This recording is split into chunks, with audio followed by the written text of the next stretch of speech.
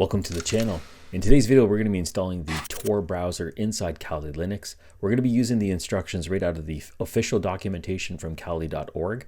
I'll link that in the description below. There's just a few commands that we're going to have to run here. We're going to go ahead and we're going to open up our terminal window right over here. And the first thing that we're going to do is just do an update. So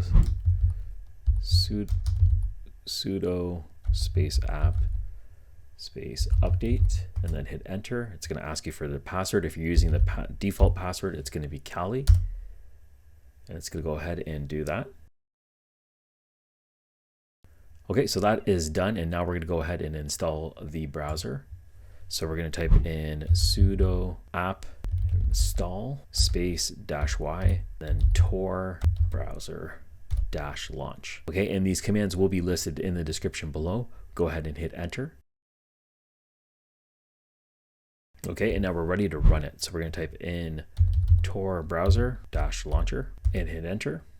And for the first time it does this, it's going to want to download all the files, including the signature verification file. So that will happen just the first time, and after that it won't do it anymore. And that's it. We have Tor browser installed and up and running on Kali Linux. So we have the Tor browser over here opened, and you can have it always connect automatically by checking this option, and then you can go ahead and connect.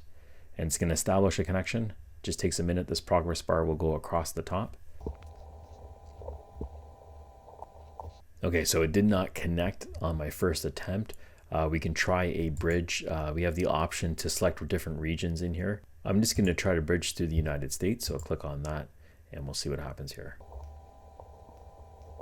Great, there we go. So we're connected with it. You can start using DuckDuckGo and go to specific sites that you're probably already looking for, but that's how you're up and running. If you take a look at this, I'm actually running Kali Linux inside a virtual machine in Windows 10. That allows me to spin up a new session of Kali Linux if I run into issues while experimenting.